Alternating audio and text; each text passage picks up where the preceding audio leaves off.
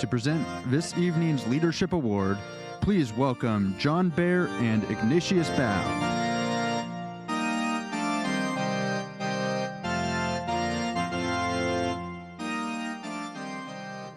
Good evening.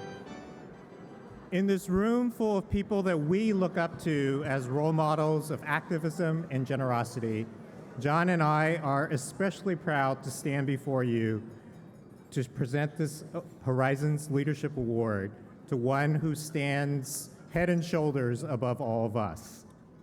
From his time of writing a law school thesis in 1993 on same-sex marriage, to his work at Lambda Legal, to his founding of Freedom to Marry in 2003, to laying out the roadmap to victory that ended up in a joyous U.S. Supreme Court victory on June 26th of this year that guaranteed marriage equality throughout the United States.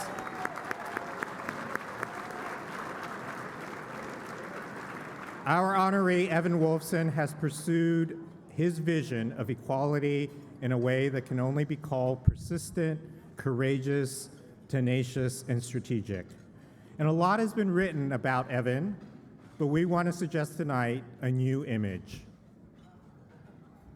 Tonight we want you to think about Evan as the alchemist of marriage equality, and think about what an alchemist does. An alchemist takes ordinary elements, puts them into a crucible in what one hopes are very precise amounts and at the right times, subjects the crucible to intense heat, and hopes to come out with something truly precious.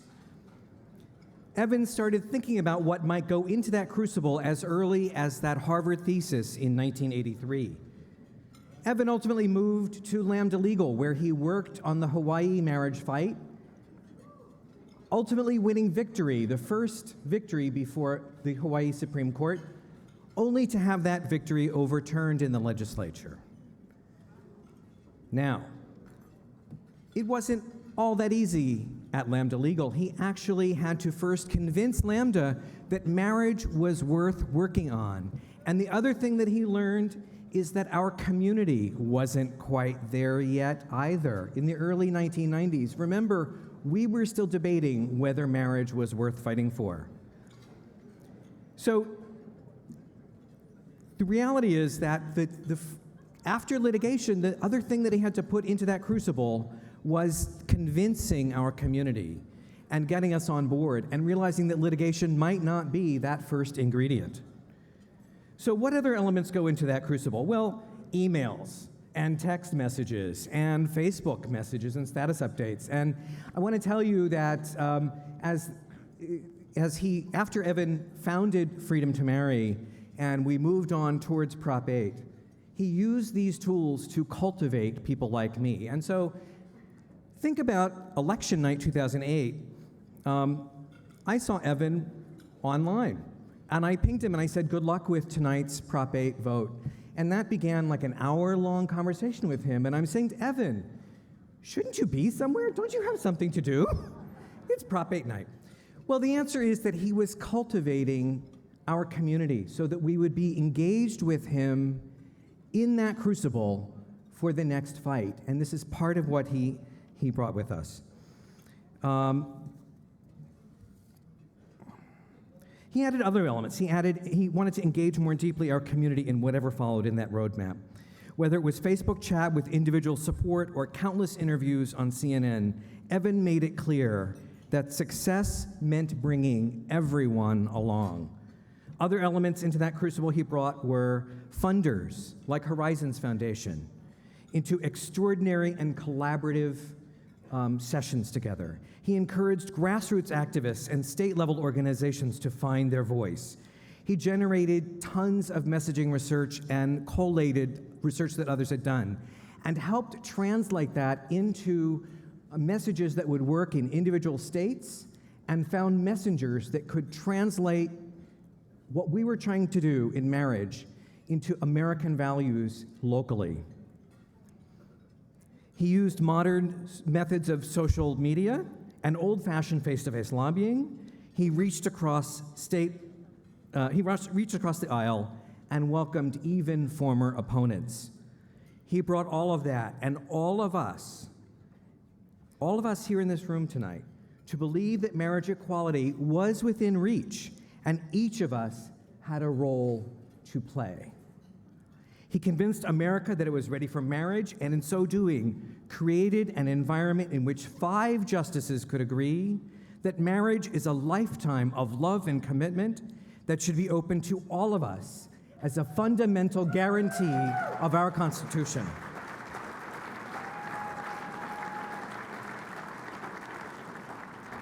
Into that crucible, he poured all of this and applied the fire of our love. And from that crucible flows the gold that we wear on our fingers as symbols of our dignity and worth, and allow us, as Evan said in his essay back in 1983, to touch immortality. And so please join us in presenting the 2015 Horizons Foundation Leadership Award to the alchemist of marriage, Evan Wolfson.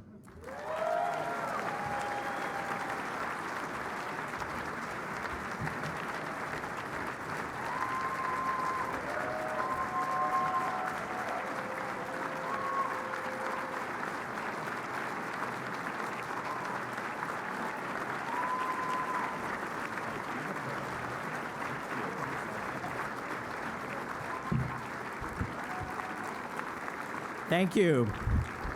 Thank you.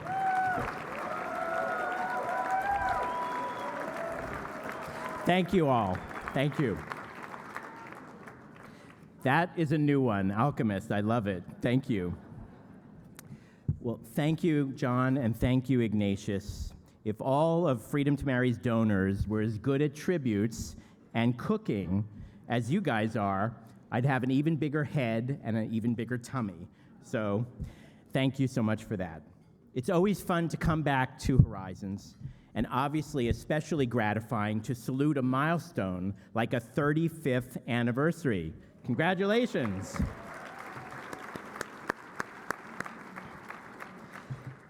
Congratulations also to my courageous fellow honorees who remind us of how lucky we are in the United States, and how important it is that we keep working worldwide to ensure the universal rights of freedom, safety, equality, dignity, and the pursuit of happiness for all people everywhere. Congratulations.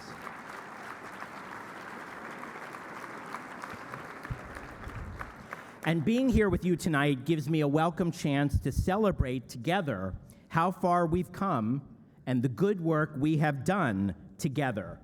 My friends, the United States of America is now a freedom to marry country.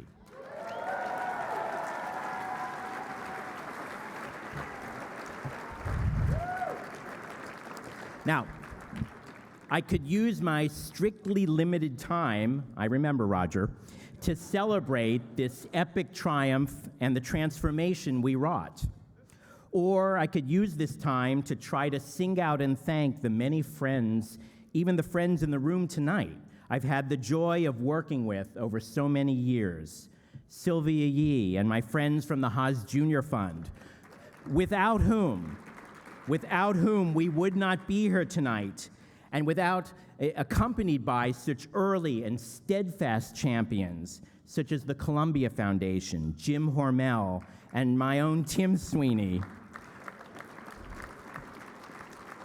I could be singing out Horizons Donor Circle members who were part of the Civil Marriage Collaborative that helped fuel this work, people like Kathy Levinson and Naomi Fine, Mary Ann Simpson, Al Baum and Robert Holgate, Leigh Walker and Kate O'Hanlon and Ann Dorman.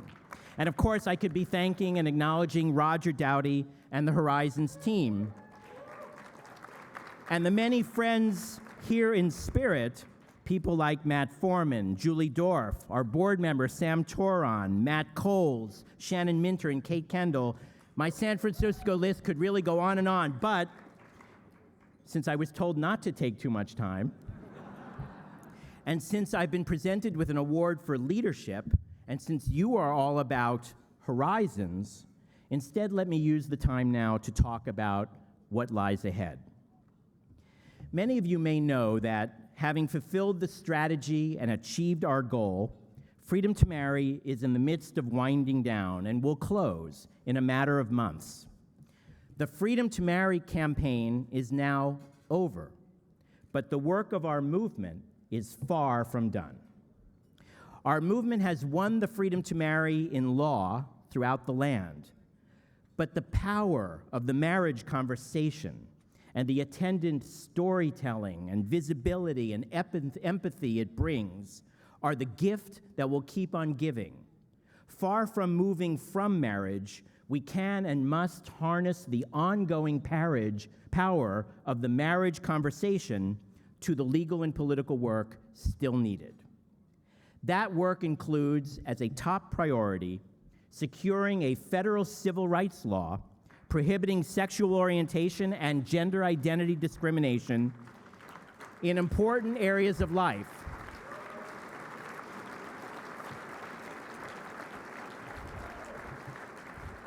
A law prohibiting discrimination in important areas of life such as employment, housing, and public accommodations in places like stores and restaurants. This is protective legislation that you have here in California, but that too many of our brothers and sisters across the country do not have. Achieving this next necessary goal will take redoubled work in Congress and the administration, in state legislatures and with executive officials, in cities and in courts. But happily, we now have the marriage momentum to harness. We now have the Freedom to Marry playbook to replicate and adapt. And we have wonderful organizations, pillar organizations, such as Horizons, Equality California, the ACLU, Lambda Legal, the National Center for Lesbian Rights, and many others, and a new campaign, Freedom for All Americans, who are working on and whom we can work with and through and support with our involvement and, yes, our donations. By pursuing this goal strategically and together, we will be getting our country where it needs to be, which in turn strengthens the case for human rights we make around the world. And we will be improving the lived experience of lesbian, gay, bisexual, and transgender people and non-gay people as well. Our goal, after all, is not just good laws, but good lives. Now,